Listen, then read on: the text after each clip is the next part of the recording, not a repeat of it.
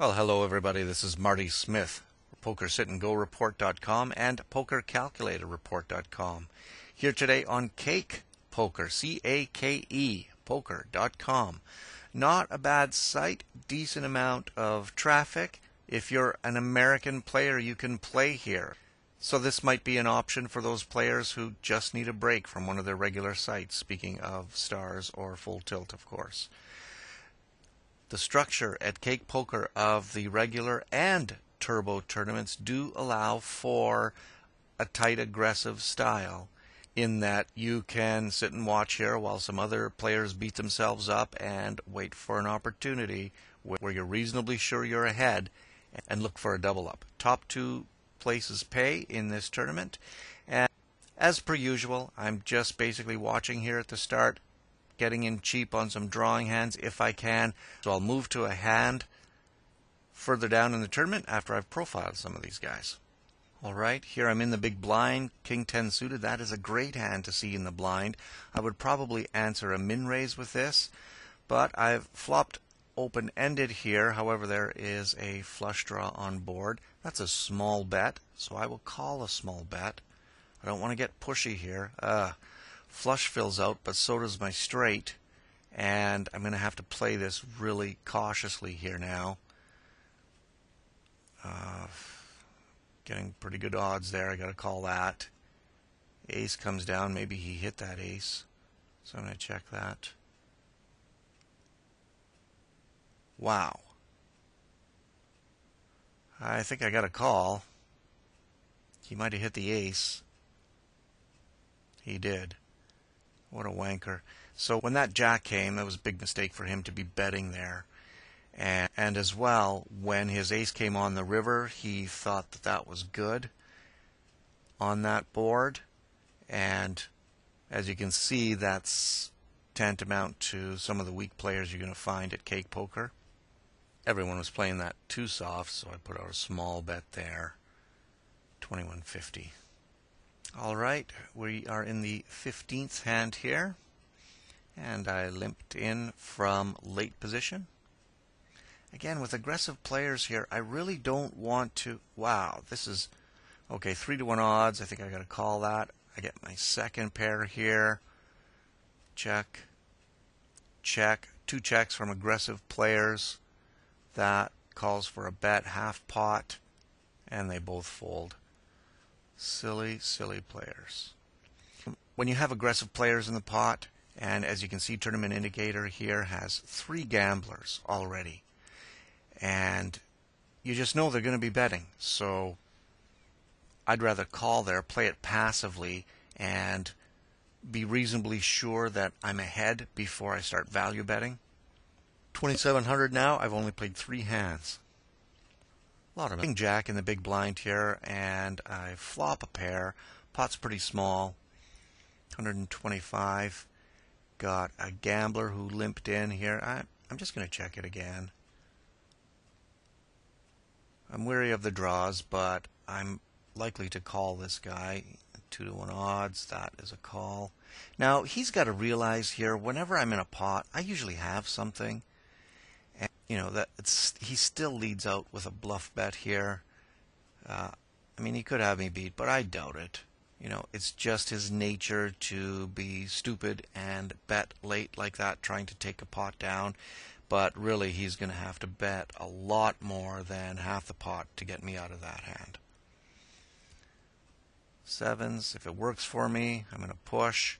It's not at a stage yet here where I'm going to be pushing with my sevens. And that was a horrible flop for me. Yeah, I don't really want to be pushing. I don't really want to be looking to get heads up here unless I were the short stack. You know, if I had 700 or 800 chips left, I would definitely be pushing with sevens. As the big stack here, though, and based on the way these guys are playing, there is absolutely no reason for me to get involved with marginal hands like this. All right, same silly guy over here. Min raises from under the gun. You know, he's short enough now that I'm just going to try and take this pot.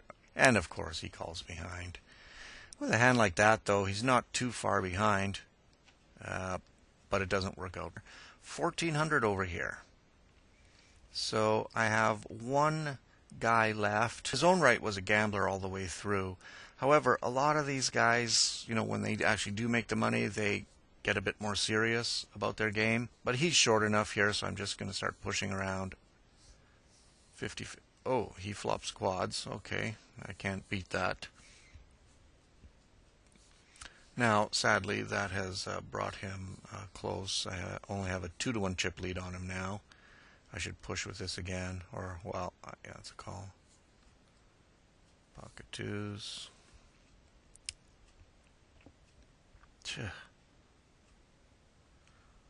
Alright, so sadly he won 2 coin flips in a row.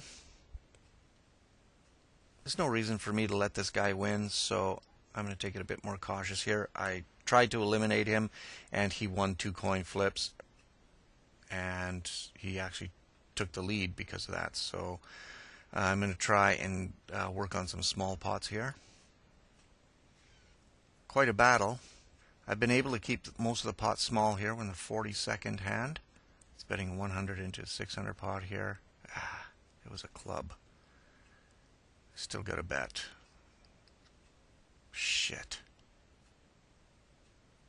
Okay, well, 1800. Again, I have 2 pair.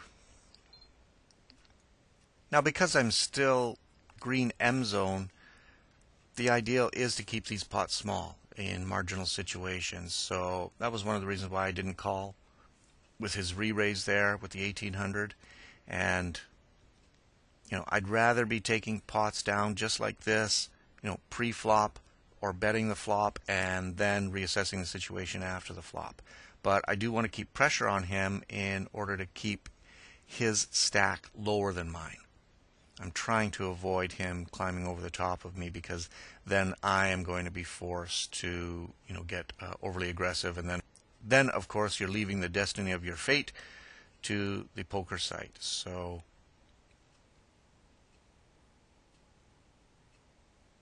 got a 7 here. That's worth a bet. He falls. So, like I said, he's definitely improved his play since we've gotten heads up. Ace-6, that's worth a raise.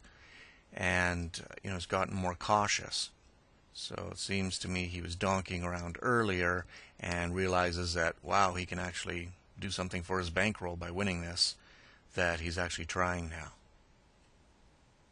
Sometimes you get the feeling when you are in a heads-up situation that your opponent just doesn't have a lot of heads-up experience.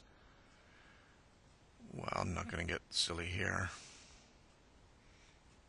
If he had anything there, he was probably better than me, but, who knows, he's got 9s or 10s. And he pushed. He's asking to step into something there. Let's just push him again here. I call.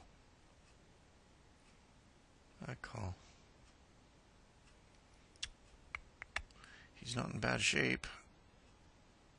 There we go. That is a nice prize at Cake Poker. Like I said, even the turbo style sit and goes here have, enough room to play your game. I wouldn't actually recommend playing the turbo to build your bankroll. So stick to the regular tournaments after you get a little bit comfortable at being aggressive at the right time. Then, you can mix up your tournament play, see how you do in a bit of a faster speed here. And that tournament lasted about half an hour with 6 players, so that's not bad at all. Okay. It's Marty Smith here signing off from PokerSitAndGoReport.com. Hey, if you want to try the 48-hour free trial of Tournament Indicator, you can use it at Sit and Go tournaments, and of course, it works here at Cake Poker. Take care and best of luck at the tables. Ciao.